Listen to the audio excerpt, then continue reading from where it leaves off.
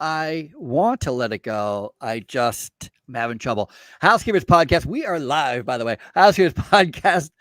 Hello, everyone. Welcome to the Housekeepers podcast. Dare I say the cleanest hour in podcasting? And I'm just over here venting. I'm venting to my friend Bo because, the struggle is real. Life in housekeeping is a challenge, my friends. Probably not telling you anything, but holy heck, it's a challenge.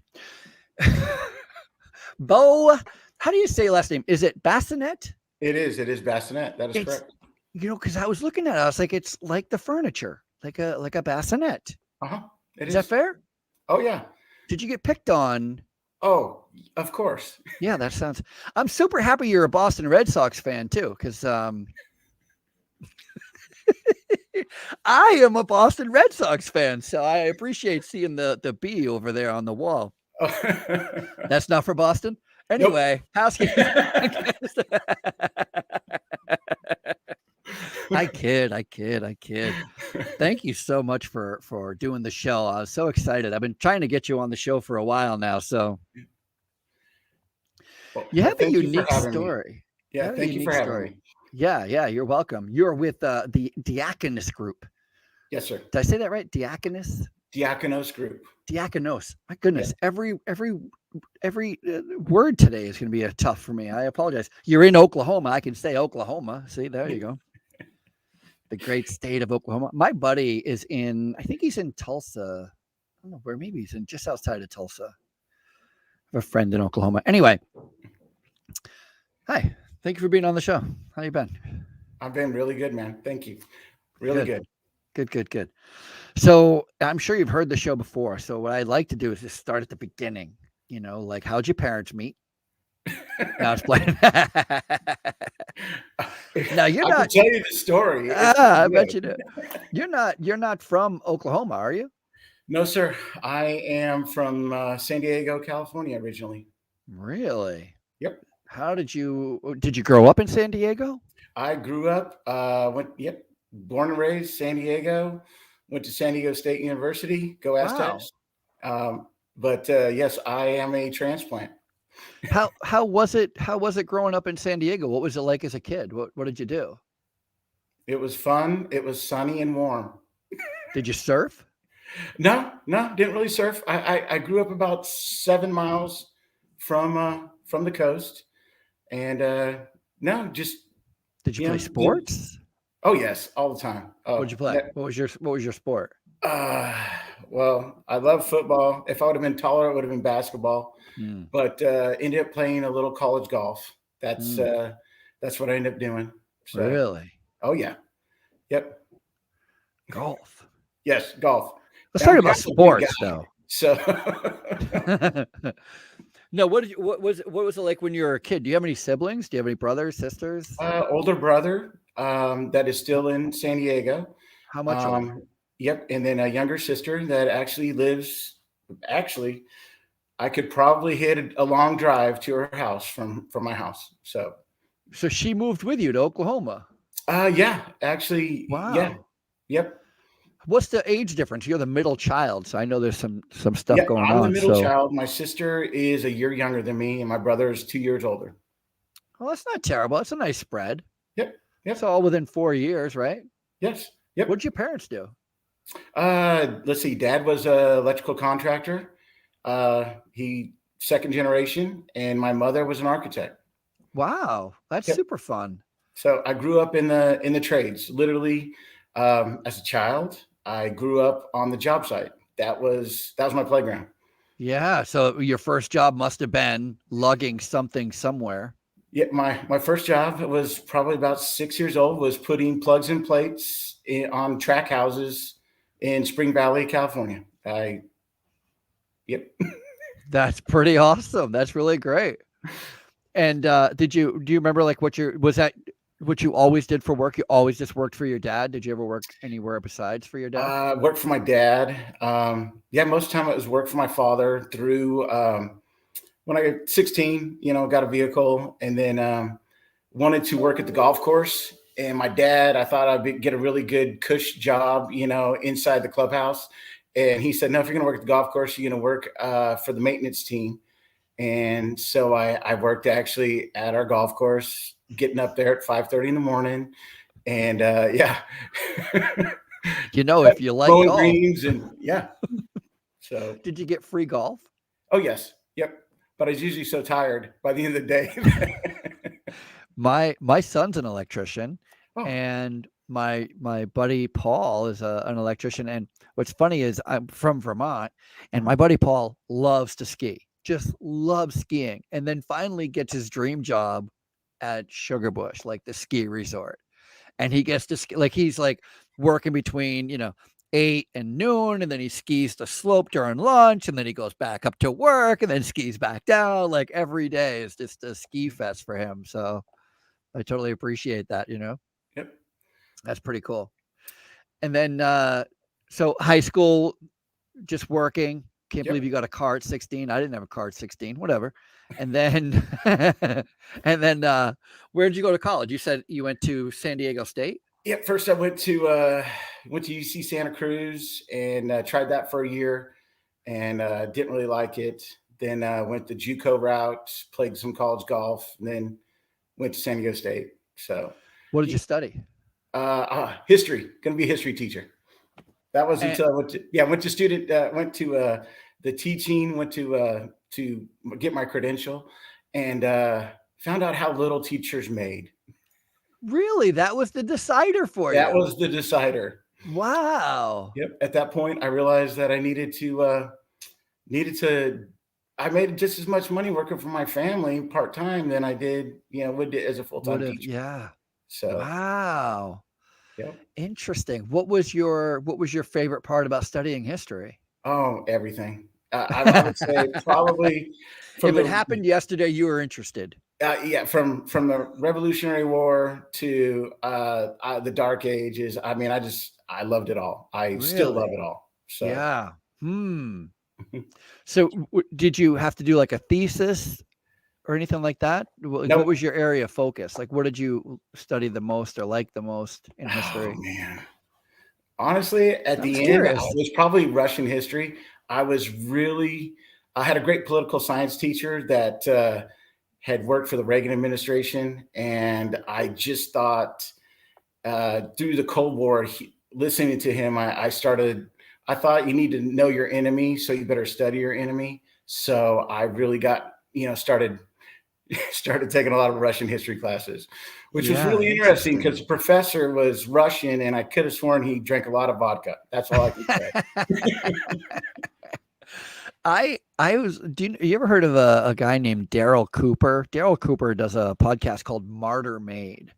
And I would invite you to consider putting that thing on because that's other than the Housekeepers podcast, of course. Yeah. No, it's he does an amazing job with history.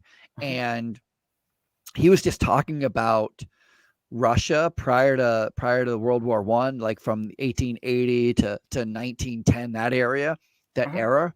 And so interesting that Russia, we think of Russia as being like one of the worst kind of countries. And he was kind of pointing out that, is really about perception because Russia didn't conquer any foreign land.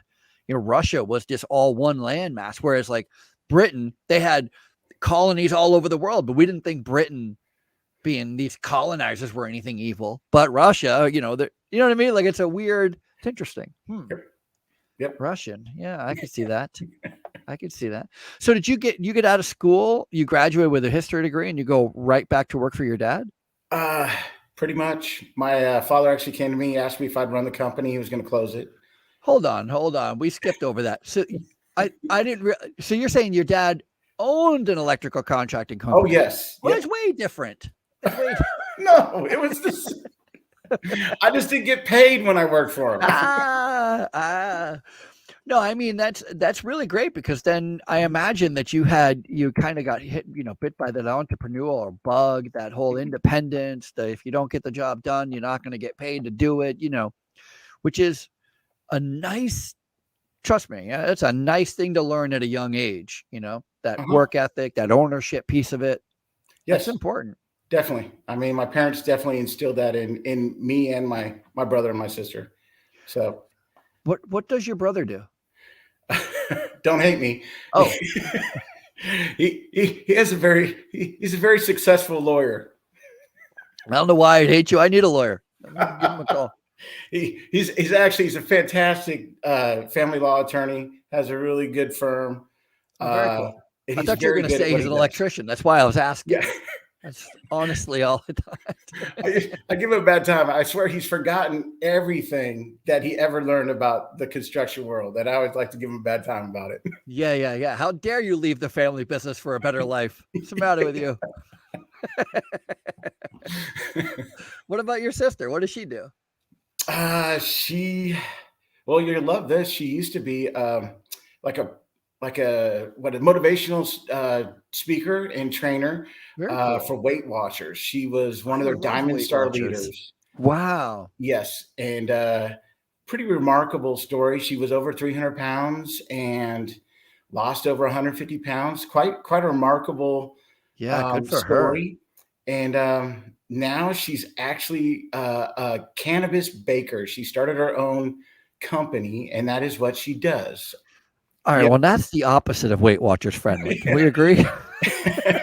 She bakes treats. I kid you not. It's legal in Oklahoma, and I would be 500 pounds if I had cannabis bakery near my house. And I don't even partake in cannabis, but I imagine if I did, the treats would come in handy. And it would be like these two, isn't that the same thing with when you go to the bar and they have beer nuts that make you thirsty? So you drink more, and the drinking, you're trying to sober up by eating more beer nuts, which makes you drink more, right? It's like this perpetual, by the end of the night, you're two-fisting pizza and Chinese food trying to sober up and hail a taxi.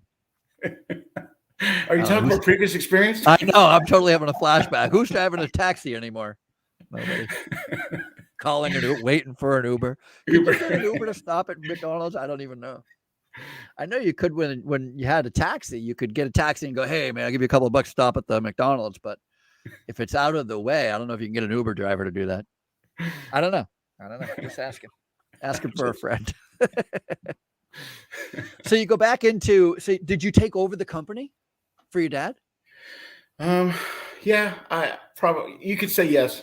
I mean, I'm not going to say yes. I'm going to say whatever you say. Yes. Yeah. Yes, I did. And it went well for a while, and then things kind of turned south, and that's working for your family is difficult. If anybody has ever tried it, it's just it can be difficult. We didn't see eye to eye, and we went our different ways. But I learned a lot, and I have a trade under my belt, and that's a good thing. But from there, I actually came to Oklahoma and worked for a company building computer floors in Oklahoma. How did you get a job offer in Oklahoma? Is that what happened? No, it was a girl. One or two things: work or a girl, a lady friend. Yep. Good for you. Yep. So, but that didn't work out. I moved back to California. Sorry. And went back to school, got my contractor's license, and started building, and was very successful. But at the same time, I was a single father, so I decided that it was too much. So in 2010, I moved back to Oklahoma, and got into facilities. There you go. There you go. And here, and this is how we get to where we are today. Exactly. Facilities. Yes. And facilities. Good times. Welcome. Yes.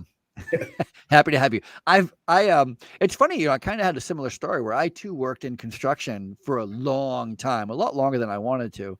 Uh-huh. But one of the things that I was really cognizant of as I was going through it was I was learning a lot of things that I knew I would never have to pay for somebody to do. You know what I mean? Like when you learn electrical, you learn plumbing, you know how to put the floor together or a joist or, build a deck. I mean, once you know how to do that stuff, man, it's great knowing that stuff, right? It still sucks doing it.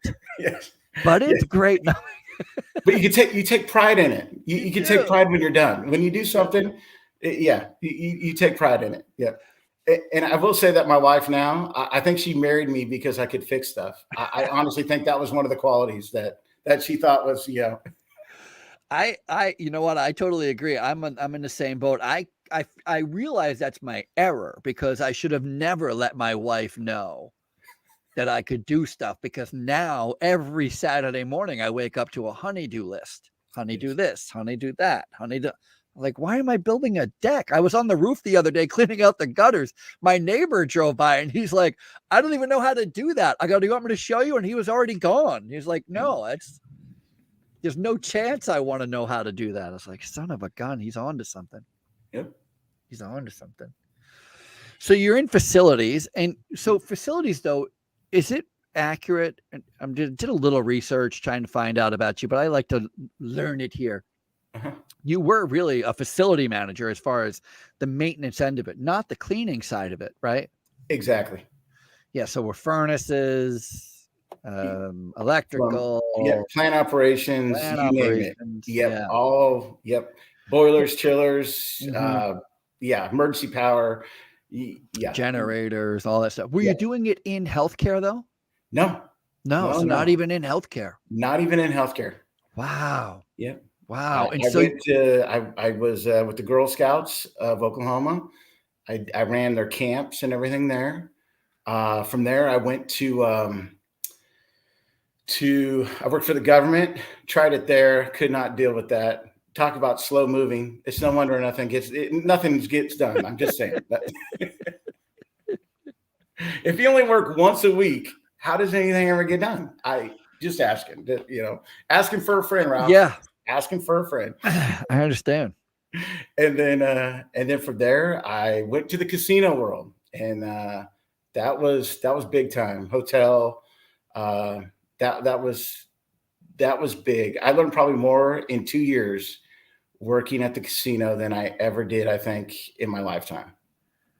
Yeah, I have so many questions about working in a casino, and just because I've interviewed a ton of EVS directors and managers and people who work in casinos, and they are always, you know what I love the most? There's a casino in Las Vegas called, what is it called? I can't remember off the top of my head, but it'll come to me. But there's this great casino. Great. It's a casino. But in the room, it has a little note by the phone that says, we want your stay to be amazing, right? Like, we want you to have the best time of your life. When you're here in Vegas, we want to make sure we're taking really good care of you. So if you need anything, dial housekeeping. And I just love that messaging because it's true. Think about who they could have said. They could have said, dial the front desk, dial the concierge, dial the general manager, dial facilities, dial the dietary department. They didn't. They said, call housekeeping. Because you know what? If you want something done, you want done right, go to housekeeping. Housekeepers podcast. Yep. So what were some of the biggest takeaways that you had going in or coming out? I mean, we had 27-story hotel. How many that rooms was that was an education on its own. How many rooms is that? Yep, learning building the program to do the preventive maintenance schedules and just wow. We did so much. And then emergencies, like when you have something that I never thought of. Water's evil. If anybody didn't know, water is the most evil thing ever. And when you have a pipe that busts on the 3rd floor, but it goes all the way to the 27th, that water all goes somewhere, and that's down. And gravity will take that. And oh my goodness, we had an incident there at a steakhouse that's nationally known and rhymes with babe. And we were able to take a completely flooded restaurant that there's at least 3 inches of water on the floor. And that happened at about 11 o'clock in the morning. And we had it open for dinner. Wow. it was one of the most amazing things that we were able to pull off. And they did Wow. over 26,000 that night in sales. And that was it. You learn things there on how to act quickly, not panic. And I just, I was in charge of over 100 guys, or gals. And in that time of, sending them out, because I was also in charge of all the enterprise sites, smaller casinos is for one of the nations, the Indian nations. And just, planning, getting them all figured out where they're going, taking care of the things that you're the main facility, with the clients, and just trying to keep everybody happy and moving in one direction. It was a great thing. I burnt myself out. I'm going to be quite honest. I was miserable after 2 years, but and that's what got me to where I am now. I answered an ad. I kid you not. I answered an ad in healthcare, and the biggest thing, I mean, a lot of people have never been in this industry. Is can I like hang out with old people all day? I mean, am I going to like them? I mean, and this is an honest question. I asked myself that, and I thought, yeah, I'm gonna give it a shot. In the company, the Diakonos Group, they believe in finding exceptional people, and they took a chance on me. They really did, and it was a great opportunity that I found out that I love the industry. And now I found out we have IID facilities, and I mean, I never had been around special needs before, but now I love it when I go there and I get a hug. They know me. I mean, we have 22 facilities in the state. I go to all of them. It's a lot of traveling, but I mean, when I show up, they Bo, and get a hug, and how are you? And I absolutely love it. There's a gal. I saw a gal yesterday that she helped me once when I went up there. They had issues with one of their vans, and they didn't have a maintenance guy at the time. So I just went and had to change out the battery, and she helped me, talk me through how to change out a battery, because she knew exactly how to do that. And I was like, this is great. Like, I gotta tell you that that's so funny and I appreciate you being honest, because you forget what it's like. I've been in long-term care for 20 years, so you forget what it's like to the first time you walk into a nursing home, the first time that you are like, people are in their night clothes at 11 a.m. in a wheelchair sitting in front of the nurse's station. You're like, okay, what is happening? Like, what I mean? It can be a little bit like, oh, all right, this is, it's a little institutional kind of living feel to it. There may be some people who are not having a good time, and not everybody's friendly, and I remember when I first walked into my first nursing home, it was as an adult going there for a job. I was like, what the heck is this? Because I too grew up in the cleaning side of things, and I've worked in everything, for ski resorts, cleaning office buildings, banks, residential housing. And then so when somebody is like, oh, you should, come check out healthcare, I was like, it's a no-brainer. It's the same thing. Not even close. Not even close. But way better. Not even close in a good way. It is way better. But it can be right when you first start, when you're first going in. Can be quite overwhelming, that's for sure. What was your, you said you got burnt out after 2 years, and I don't know if I told you I had a webinar before this today.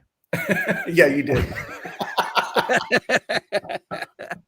I say it because I shouldn't have even brought it up, because it's totally out of context, but it's just one of those situations where we expect so much from it's possible to expect so much from our housekeeping managers that you burn them out fast.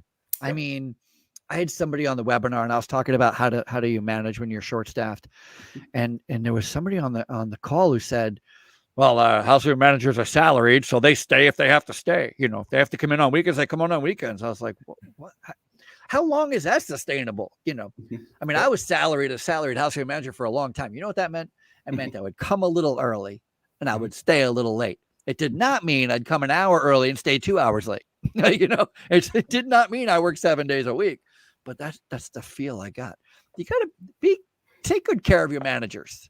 Take good care of your managers. That's the lesson here today. Let's put that out there. Take good care of your managers. I totally agree. I mean, that is, and I'm a big believer in supporting your managers. If support them, talk to them. I'm a big person. I'm pushing communication in our company, from designing like so like everybody has their work orders. Well, I want to take it a step further. Why not have the whole company have a work order for the bigger stuff? And that way things don't get that way at my, because now I'm called the support staff, which means I work for I support the all the other facilities. And it is important to know what is going on at each facility.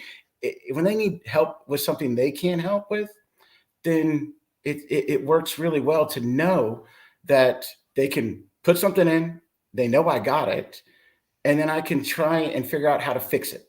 And that is, it might not happen overnight, but at least the process begins. And yeah. And I bet that, it's what's so great about somebody in your position and with your experience is that and I can totally see from running the casino with that many rooms and that many staff and that many potential issues, and it's probably why you got burnt out, is you can easily find yourself chasing your own tail, just chasing it. And I imagine, coming into healthcare and coming off of that wild ride, you're able to go, all right, hold on. Let's put some annual schedules together. All right. Let's look at the whole system, right? So we can not put ourselves in a situation where we're constantly chasing our tail. Not easy to do, by the way, because chasing our tail is sometimes fun. Sometimes we do it, on purpose. Sometimes, yes, it's a complete accident. We're trying our hardest to get out of it, especially now being so short staffed. And yes, man. Yeah. It reminds me of that podcast where you're talking about how when you promote somebody, half of them fail. Or actually, yours is more than half. Yeah, 7 out of 10. I don't accept that number. I try and keep that below 50% is my goal. Yeah. And but you're right. It is so difficult to find. You promote from within and you try and train them, but at the same right, you have to be patient enough to give them the room to make the mistakes, but then teach them from it. It's so it's a fine line, because when you're in this industry, and I'm finding out, I don't know about the rest of the world, but it seems like my hires are between the age 20 to 30 or from 50 and up. There's nothing in between. And you're dealing with these two different worlds and genre, and just say I'm in that second category. So, but it is working with these young people and giving them the chance to thrive and to succeed. And a lot of them have actually never had anybody believe in them or give them a chance. And that is something that that's the coach part of me. That's where I just love it. I love helping them. I love helping them in their life. I like seeing them succeed. And that is that right now is probably my biggest thing, is trying to help these, excuse me if I call them kids, but they're kids. I mean, they're all my kids' age. So it's trying to help them succeed in the life. But that's my biggest thing right now, is the younger generation. I think the truth is, and it's okay to recognize what is true. The truth is, if you're in our industry, in the EVS side of things, we don't always get the most opportunities thrown our way. We don't always get the confidence from others. We don't always get people believing in us. And then to some certain extent, that makes it so that we don't believe in ourselves and we don't think that we're capable of doing more. And I think one of the, there are so many things to say about why managers fail at all levels. It's not just managers in housekeeping. I'll tell you, most brand new managers have epic failure. And it's not because they're not good workers. It's not because they're not smart. It's not because they don't have good values. Because I don't know. I was just talking to a friend of mine. I don't know. I think when I try to think about an evil manager, like somebody who like got out of bed just wanting to make life miserable for the employees, I can only think of one person. I'm 50. I've been in business for 35 years. Only one person to ever fit that bill. Everybody else was not a bad person or a bad manager. They may have been incompetent. They may have been struggling with it. It is so personal. It is so challenging. And that's why I think you're well suited for this. It's so fun to hear that you were a history major when you wanted to teach, because education, where it's at, the number one thing managers need, and I'm not saying new managers, all managers, number one thing all of us need is education. We need to constantly be exposed to new ideas, new ways of doing things, new theories, new processes. That's what keeps us engaged. It keeps us growing. If you want to be a manager, it's best to accept and embrace. It's a lifelong learning profession. It's not for those who think they know everything.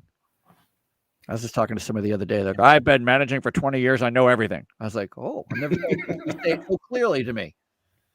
God bless you, I say. Yeah, exactly. Yes, that is not. Yeah, if I don't learn something every day, then wow, I didn't put in a full 8 hours. You didn't there's no put in way. the time. The other challenge, especially managers in our position face, is it is, and here I'm going to try to put it as clearly as possible, as clear and concise as possible. When you first get promoted to a leadership position, you believe you are being promoted to be in charge. You're going to be in charge of something. That means you control something. In housekeeping, you control very little. You are in a reactionary position because it's called a nursing home, not a housekeeping home. We've tried to change the name. We'd like it to be called a housekeeping home. We'd like to focus where it should be, on housekeeping. It's not. It's on nursing. And so we're constantly having to respond to the ebbs and flows of nursing. And that is the biggest challenge for most managers, most housekeeping managers, because this room isn't clean. All right. Well, I thought we did it already, and you could have, and it's still not clean now. So forget what happened this morning. Now it's not clean again, right? And we don't let managers fail, and we, get mad if they make the smallest mistakes, and everybody hates managers. Oh my gosh. The amount of people, and I mean smart people, I know smart people who say leaders are better than managers. That's like saying multiplying is better than adding. You can't multiply unless you know how to add. You can't be a leader if you don't know how to manage. So it's a stepping stone. You cannot be a leader without being a good manager. You can't. You can't be an effective long-term leader. Somebody might follow your lead because you know the directions to the store, but that's very small, very limited, not repeatable, not measurable. Housekeepers podcast. There you go. It's my reset. My reset turn is like, all right, Ralph, you've been talking too much. Housekeepers podcast. Give it back to Bo. Bo, how you been? You look good today. We're doing good, man. Yeah, man. So super fascinating. I'm so interested in the discussion of how do you train managers? How do you keep managers? How do you motivate managers? How do you create a system so that it's manageable? Do you know how many systems we have that are not manageable? Oy vey. Yes, I do.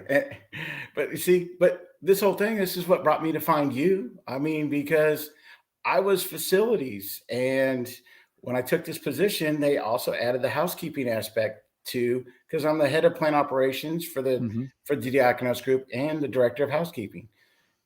I had never done housekeeping. I mean, so I had to learn how. I mean, that is it.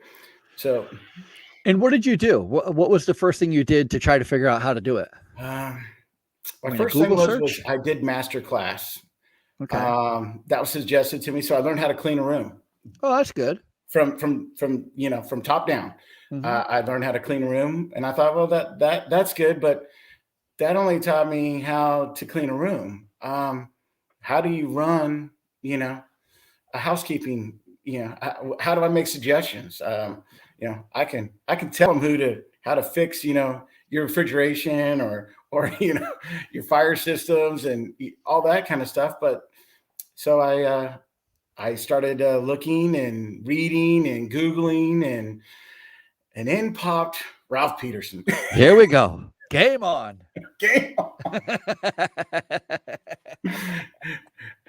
And I think I sent you a message and you sent me a message back, or you called me, and I'm like, hey, like. Yeah, no, you called me, and you go, this is going to be really bizarre, but I'm watching your video right now. And I was like, awesome. Which one? Yeah, no, I appreciate the call. I appreciate you going out and trying to figure out what the solutions are. Like I was saying prior to us jumping on this call, I was telling you I just had a webinar, and it was all about how to manage when you're short staffed. The webinar is called How to Manage When You're Short Staffed. And so I went into it thinking everybody on the call was going to know a secret that they didn't know, but I'm going to share it with you. I don't want you to tell anybody, but it's a true secret. I'm going to tell you. Nobody ever wants to hear it. So I appreciate those of you who don't want to hear it. Maybe this is the time to earmuff it. Housekeeping as a department rarely gets everything done every day. That's when we're full staffed. We rarely get everything done every day. And the reason is not because, sure, I'm going to say it's not because we have lazy SOBs, because it's not that. I know that there are some staff, I've employed all of the bad ones. I think they're all over here on the East Coast. I've employed a lot of people who really, don't like to stay on task. I know that exists, but most of the time it's because there's a lot of moving pieces and parts, and there's a lot of redirection. And there are times when we have to, for lack of a better way of saying it, like recalculate. You ever used a Waze app? Like the GPS app? Yeah. You've used it, yeah? Yeah, I've used it. You know what the fun thing about the Waze app is? If you put in a destination, it's going to give you the best way, the fastest, easiest route to get to your destination. And then in the middle of your route, or at any time, you take a left or right-hand turn randomly, it will recalculate you to still get to where you're going, but taking a different route because you're in a different place. That's housekeeping management. You want to get here by the end of the day, but when a room change happens, when an admission happens, a discharge happens, a water leak happens, a resident had an accident happens, a late getting out of their dining room happens, short staffed happens, somebody's getting sick and they have to leave early, or somebody's tested positive, or they think they've been near somebody who has been positive, so they need to, all of these things mean not getting it done, not getting it done, not getting it done, not getting it done. And the call I was on today, I should have pre-framed with that, because there were a lot of people who did not believe or did not know that was true. They were like, what do you mean it doesn't get all done? In my nursing home, it all gets done. No, it doesn't. But okay, great. Good for you. Yeah. It's learning how to manage those times. That's where the magic comes in. That's where the struggle is. And the struggle, my friend, is real. Yes. And it's every day. And you don't want your managers to end up burnt out because, oh, you got this COVID or that COVID, or, you got to do this week, or you got to do this today, and tomorrow don't do that. And clean here, moonbeam this. Yeah. I know. When did you start with the Diakonos Group? 2018. Yeah. Okay. So It was so that's good. So you had a couple of years before crazy happened, for COVID happened. Yes. That's good. I had a friend who was just on a show last week. He started in 2020, started in nursing homes in 2020. No. Like, how was that? He goes, I don't know. Still recovering, No, that's awesome. Good for you. 2018. Mm-hmm. So you're up on 5 years now. Yeah. Getting I guess there, right? I mean, well, 4 years. Getting close. June 13th, whenever that happens. I just know I remember the day, June 13th. Yeah. So you're in how many buildings do you say? Like 20? We have 22 facilities now, and 25 licenses and 22 facilities in the state, or buildings. What's the expectation as far as how often do you get to each one? Do you have to get to a monthly, or? Oh man. Wow. I'm just curious. There is no set rotation. Okay. A lot of it is by need, or my furthest from my home would be, it's in Elk City, which is about 3.5 hour drive. I make it a point to try and get out there probably once every 2 months. Oh, okay. Because I just feel I need to. I would like to go more, but I feel, but I would say probably every facility, probably once a month. That's probably the only one. And that's just because, it's either stay the night down there or leave at about 5 o'clock in the morning and get back at about 7 or 8. Oh, well, you'd have to leave your car running when you got there, just so you got back before dark, right? You pull up, leave the car running, run in. How's everything? Run back out. So to say that I listen to podcasts in Sirius XM there you go. That's good. That's good. You know who else is a really good podcaster for history is Dan Carlin, History on Fire. It's a good podcast. I'm writing that one down. Yeah. I can set you up. I spend a lot of time.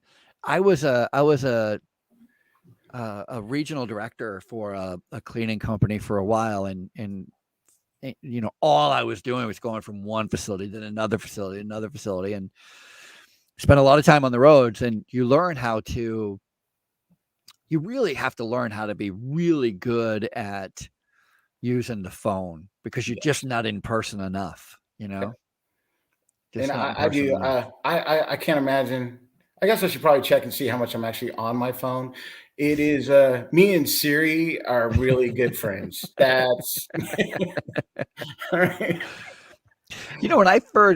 the pandemic happened, when it went like in April, so not immediately, but it come April, because I'm an educator, so I'm technically a consultant. And so I would go into nursing homes and I would do inspections and do tours and train staff and train managers, And in April, they said the here in New York, I don't know if it was just in New York, but here in New York, they said that they were trying to reduce the amount of visits by everybody to nursing homes to include consultants. And so the guy who hired me, he's like, what are we going to do? We still need you here. We still need you to be doing this. How can we do it without you coming in? And we started to do Facetime tours. So it was really just to invite you to consider using Facetime. We would do full inspections on Facetime. Like I just had the manager show me toilet bases, and I'd pick random room numbers. Oh, let's check that room. And, just showing me the room and under the bed, and, That's a good idea. Yeah. Then they probably won't answer my calls, though. Well, when I FaceTime, they're going to be like, "Oh, don't answer. He's going to want to see everything." We schedule it in advance, and let them know. And a lot of times the administrator would go with them and do walking rounds, and so, and a lot of times, you'd see like there's some. I'm going to pull the curtain back a little bit here. There's some ways to avoid rooms when if you're somebody coming in for an inspection. Like we'd have a regional or somebody come in, if there were rooms we weren't able to get to, like the floors didn't look good because we weren't able to buff them or whatever, we just run through and close all the doors. And then when we're going through, like, no, they're doing AM care in there. Oh no, they're doing care. The toilet and can't go in that room. You know, you just shut all the doors. They're doing wound nurses in there. Don't go in there. Yeah, exactly. But then, so I'm doing tours on FaceTime, and my manager's doing that to me. Oh, we can't go. Like, show me that toilet base, and they do. I'm like, slow it down. It just no, slow down. I want to see the edge of that thing. You know. Oh, that's great. It's so funny. Anything you can do to try to just stave it off. You know. Housekeeping. Oh, that's so fantastic. Cool. So what is your biggest challenge now? Do you find is it recruiting? Is it keeping people? Staffing. I think staffing for everybody right. is got to be the hardest thing that we possibly can try and keep up with. I find it just crazy to think there's not enough people to work. I really, it just really seems like that's it. And then you're competing against, I have kids. So one of my kids, she was looking for a job. She's graduated high school, and I pull into Chick-fil-A, not trying to give them business, but pull in, and they have a giant sign out front, $19 an hour start, you know, and I'm like going, I sent it to her, and I also sent it to our HR department going, how do we compete with this? Because their margins, their profit margins are bigger than ours. Yeah, in healthcare. There's got to be something in that sauce. I'm telling you.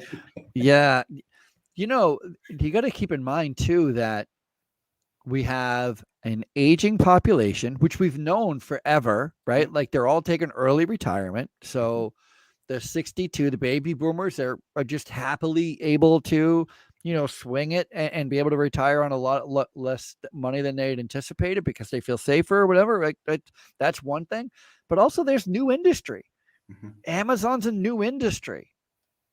Amazon. So think about everybody, not only people who worked in housekeeping or nursing aid jobs, but also at warehouses, at Walmart, Target, fast food. All those places are struggling, and it's because of the draw of Amazon.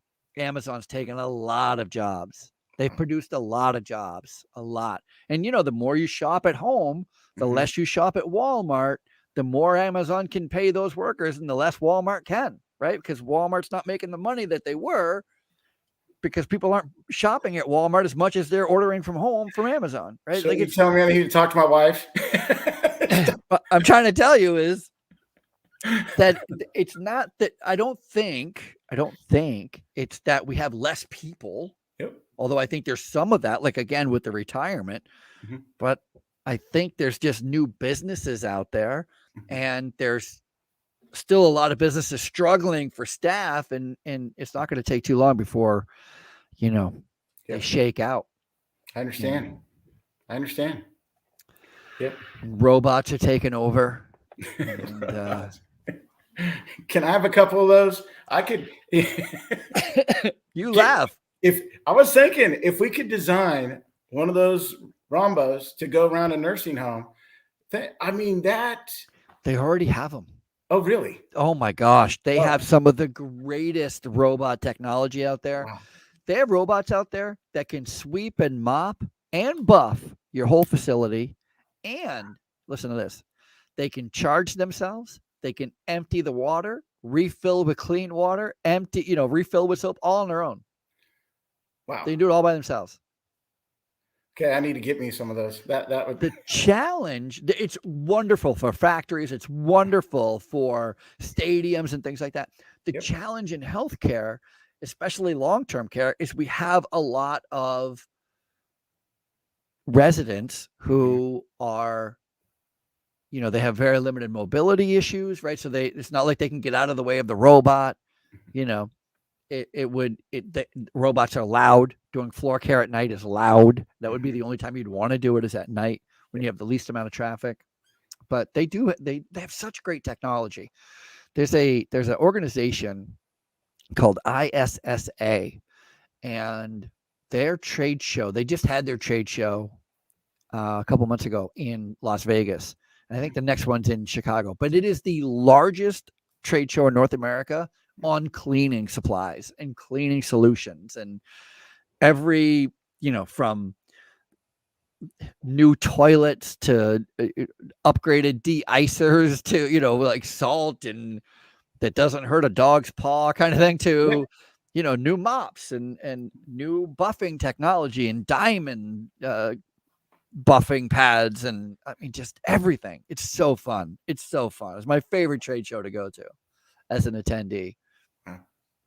It's really great. They have these urine absorbers that you put underneath urinals on the floor. It's nice. It's a big challenge for us in nursing homes is urine. I'm gonna have to go to that one too. I can't wait. Yeah. I'm gonna hook you up. You're gonna be going all over the place. Exactly. Like, when am I gonna work? As soon as you learn everything, it ain't gonna work.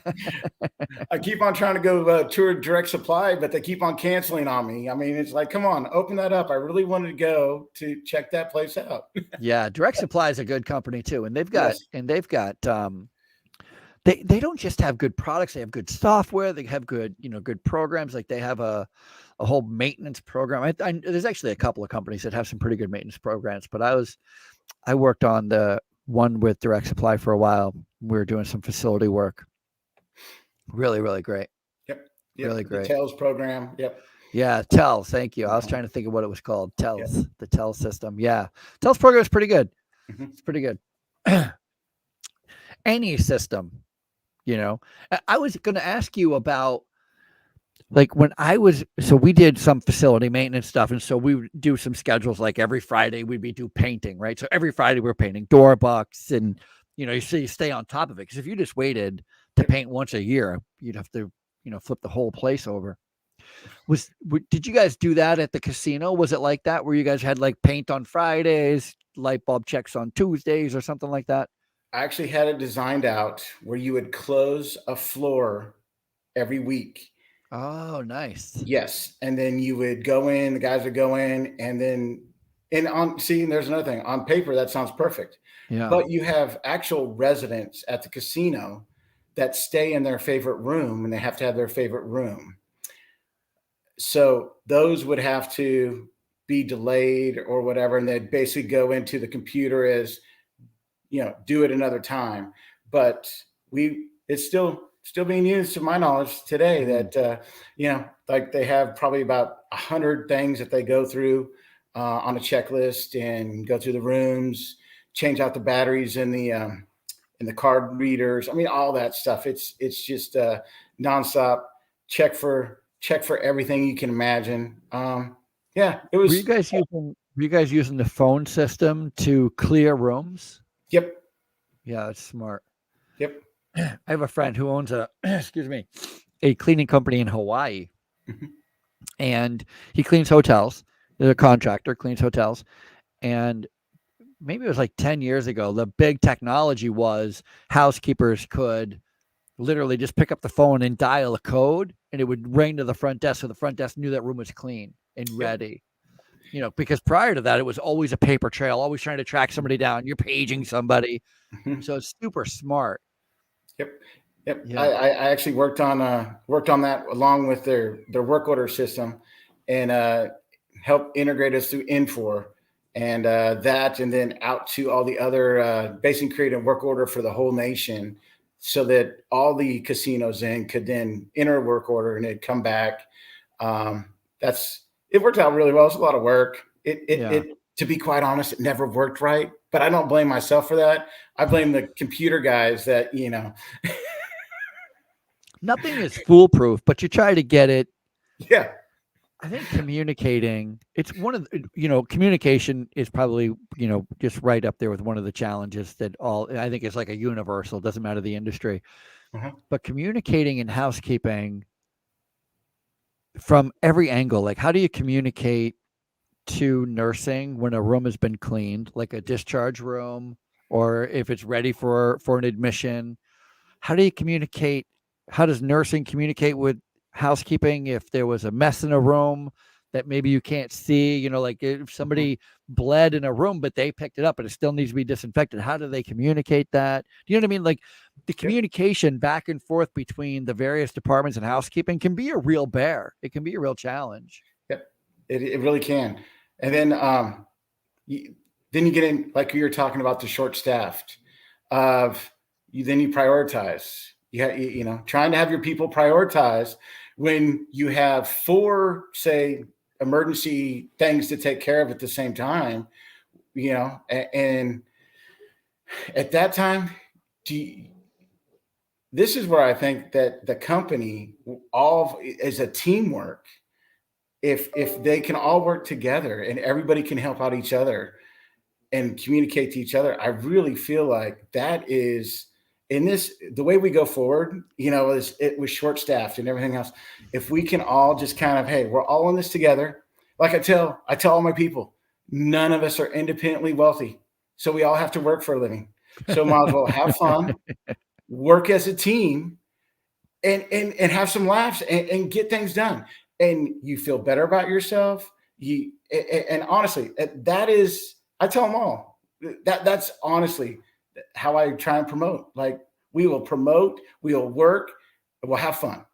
And for instance, last Friday, I took one of my people who did a great job, and I acknowledged her, took her to a kind of a nice place for lunch. And my phone rang the entire time, one emergency after another. Isn't that the way And it she goes? looked at me and she says, if they ever ask me if I want to be like your assistant in Oklahoma City, the answer is no. And I just laughed. She's like, I'm happy right where I'm at. Yeah. Yeah.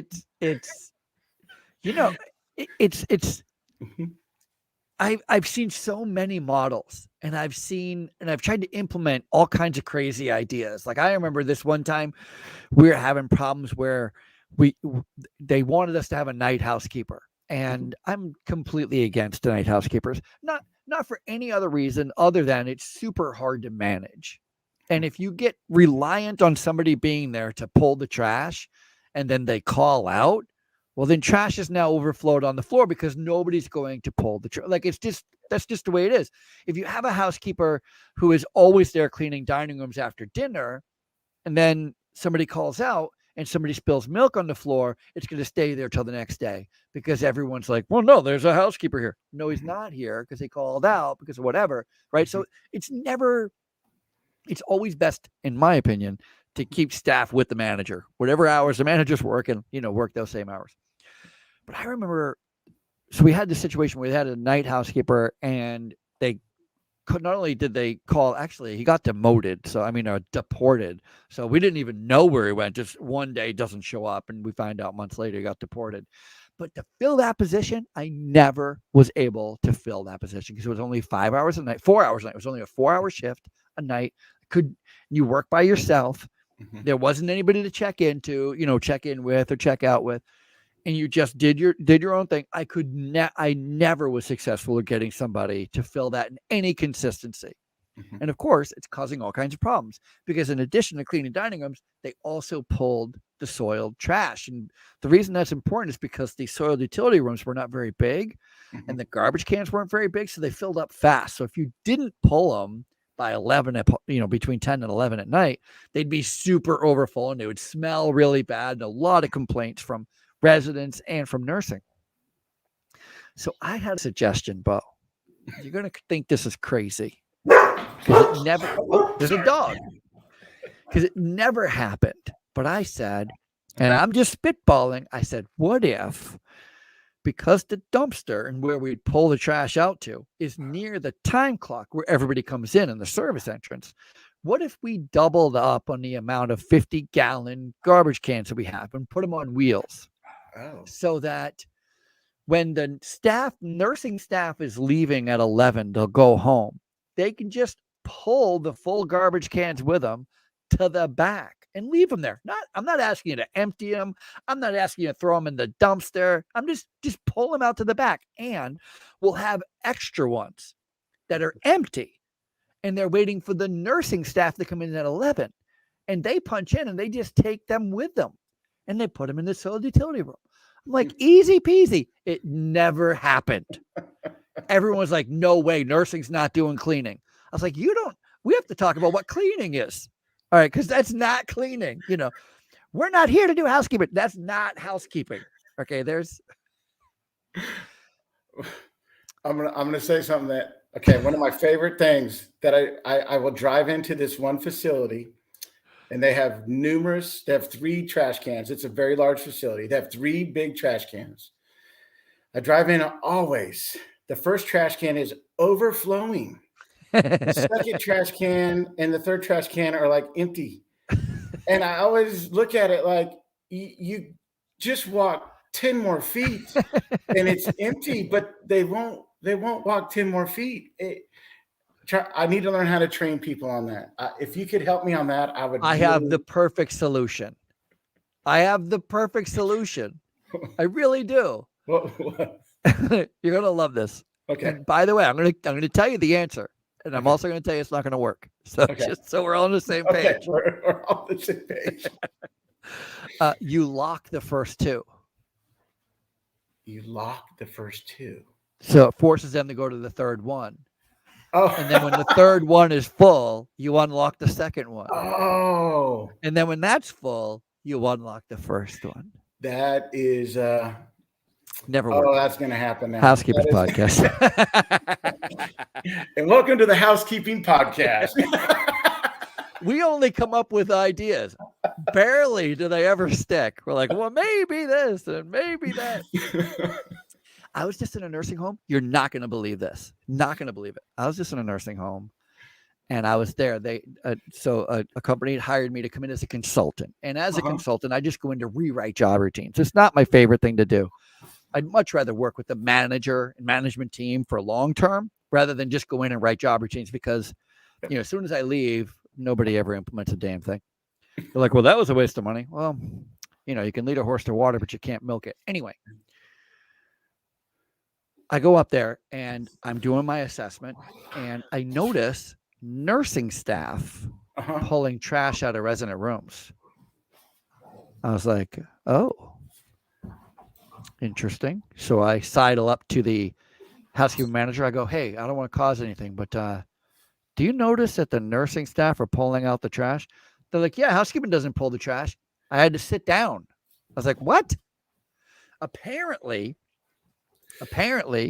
this facility had received 3 deficiencies in 3 different surveys in 3 years, all on the same thing. And it was a dignity issue because the nursing kept leaving dirty diapers in the trash cans.